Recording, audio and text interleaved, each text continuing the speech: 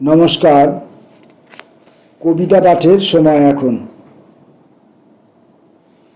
আমরা কবিতা পাঠে ছিলাম, আমরা কবিতা পাঠে আছি এবং আমরা কবিতা পাঠে থাকব।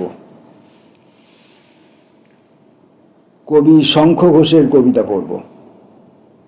বিষণ্ণকরণী, বিশল্যকরণী নয় কিন্তু, বিষণ্ণকরণী।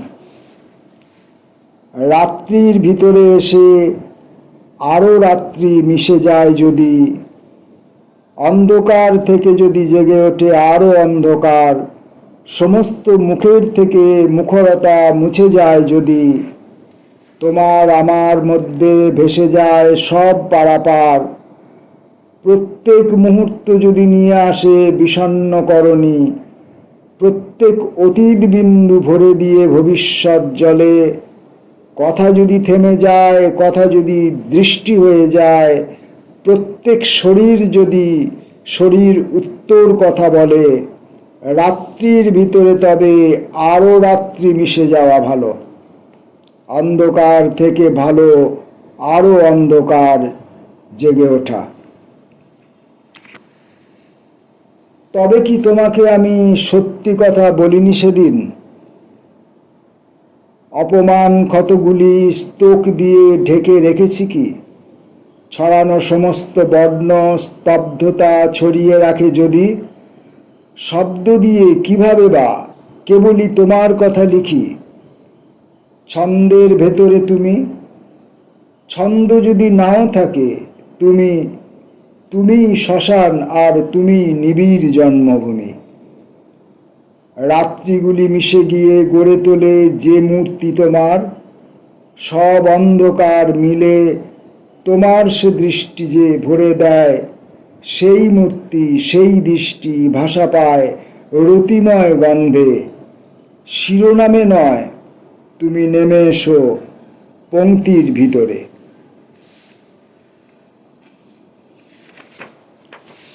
পরবর্তী কবিতা পক্ষাঘাত।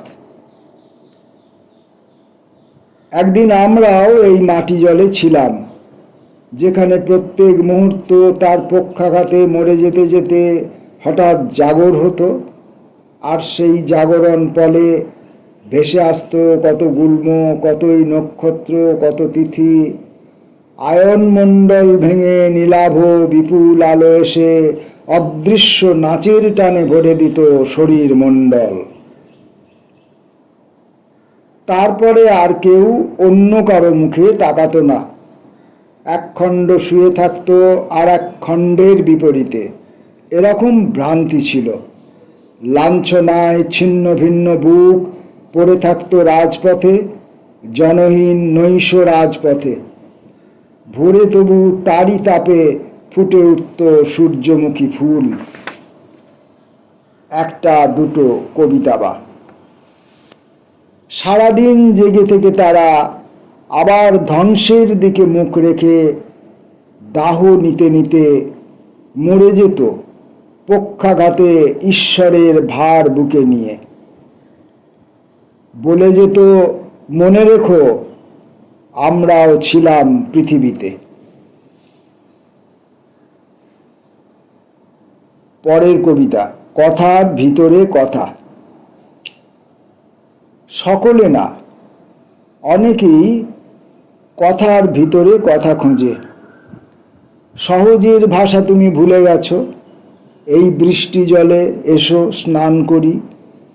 জলের ভিতরে কত মুক্তিপথ আছে ভেবে দেখো। অবধারিতের জন্য বসে থেকে আরো বেশি বসে থেকে হৃদয় এখন কিছু কুঞ্চন পেয়েছে মনে হয়। তবে কি তোমার কোনো নিজস্ব গরিমা ভাষা নেই? কেন আজ প্রত্যেক মুহূর্তে এত নিজের বিরুদ্ধে কথা বলো?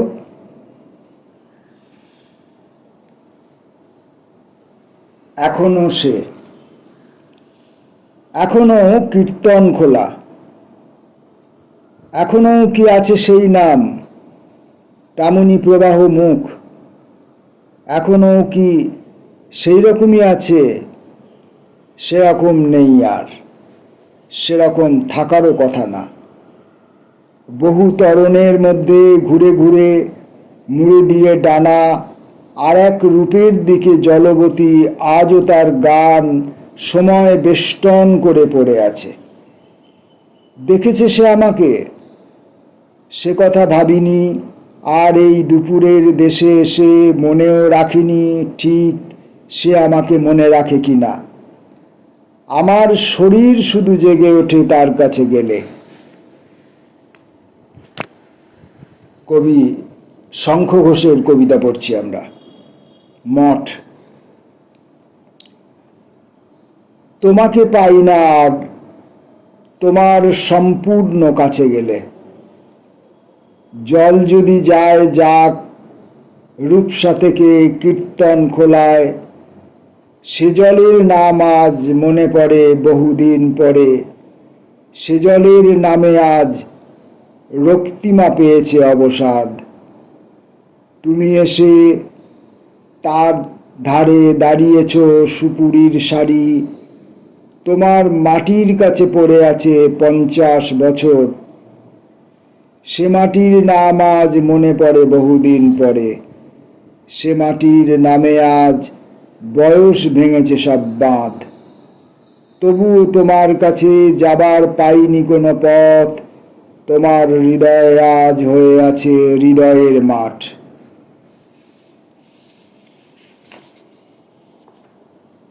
সন্ধ্যা নদী জল। দুহাত তোমার স্রোতে সাক্ষী থাকো সন্ধ্যা নদী জল। এমন দর্পণ দিনে বহু মঠ পেরিয়ে পেরিয়ে তোমার দুঃখের পাশে বসে আছি এই ভোরবেলা। আরও যারা এ মুহূর্তে নেই হয়ে দাঁড়িয়ে রয়েছে আমার শরীর ঘিরে এমন সম্পূর্ণ যবনিকা, তাদের সবার শ্বাস দুহাতে অঞ্জলি দিয়ে আজ এইখানে বসে ভাবি আমার সম্বল স্থির থাকা। আমার সম্বল শুধু ঝুমকো ঘেরা মঠ অবিকল। আমার নদীর নাম সন্ধ্যা নদী, তুমি তার জল।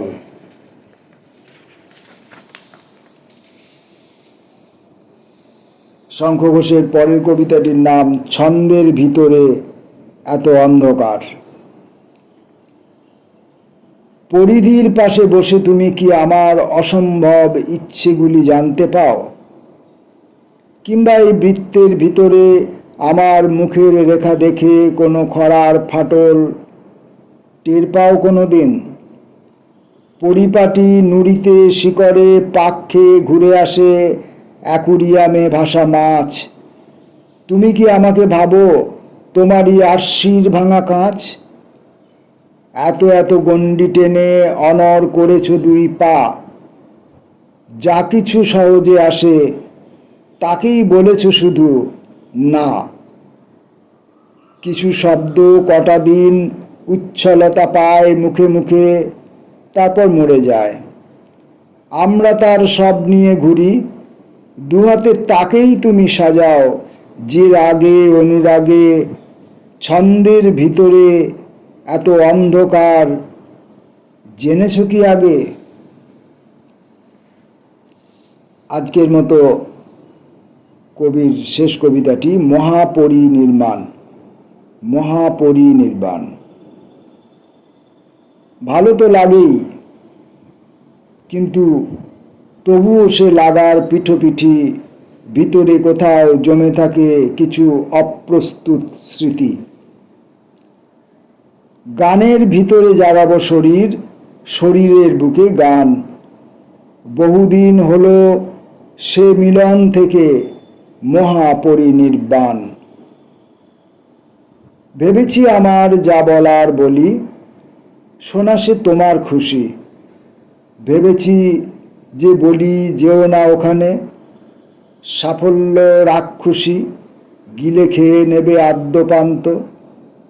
বিশ্বাসে ঝলমল তোমাকে কি আর মানায় এসব? ছাড়ো এ সভাস্থল। ছাড়নি তবুও ভুলে গেছো গীত পঞ্চাশিকার রাত প্রতিবাদহীন মুক্ত বাজারে বজায় রেখেছ ঠোঁট। চেয়ে তো ছিলাম ছন্ন কপালে জল তিলকের ফোঁটা, চেয়ে তো ছিলাম ছন্ন কপালে জল তিলকের ফোঁটা। তোমার দু চোখে দেখি আজ শুধু প্রত্যুৎপন্নতা। তার মধ্যে এইখানে একটা জিনিস এখন এই মুহূর্তে খুব প্রাসঙ্গিক হয়ে উঠছে রাজনৈতিক নেতাদের জন্য এবং লেখক কবিদের জন্যও বটে, বা হয়তো আরও বৃহত্তর ক্ষেত্রে সকল সফল মানুষের ক্ষেত্রের জন্যও বটে। সেটা হলো, ভেবেছি আমার যা বলার বলি, শোনা সে তোমার খুশি। ভেবেছি যে বলি, যেও না ওখানে, সাফল্য রাক্ষসী গিলে খেয়ে নেবে আদ্যপান্ত। সাফল্য একটি আসলে রাক্ষসী, সাফল্য স্বরূপ রাক্ষসী। সাফল্য এবং রাক্ষসী অভেদ। যে সাফল্য সেই রাক্ষসী, যে রাক্ষসী সেই সাফল্য। সাফল্য যে একটি রাক্ষসী এবং সে যে তোমাকে আদ্যপান্ত গিলে খেয়ে নেবে, এইটা তোমাকে আমি বলতে চেয়েছি, কিন্তু হয়তো বলা হয়নি, বা বললেও তুমি সে কথায় কর্ণপাত করনি, তুমি সভাস্থল ছেড়ে আসনি, এই সাফল্যের আস্বাদন থেকে নিজেকে সরিয়ে আনতে পারোনি, এবং যার ফলে সাফল্য রাক্ষসী তোমাকে গিলে খেয়েছে, চিবিয়ে খেয়েছে, চেটে খেয়েছে, চুষে খেয়েছে, পান করে খেয়েছে। এখন এই মুহূর্তে আর তোমার কোনো অস্তিত্ব নেই। তোমার সাফল্য তোমাকে গিলে ফেলেছে, তোমাকে নস্যাৎ করে দিয়েছে। নমস্কার।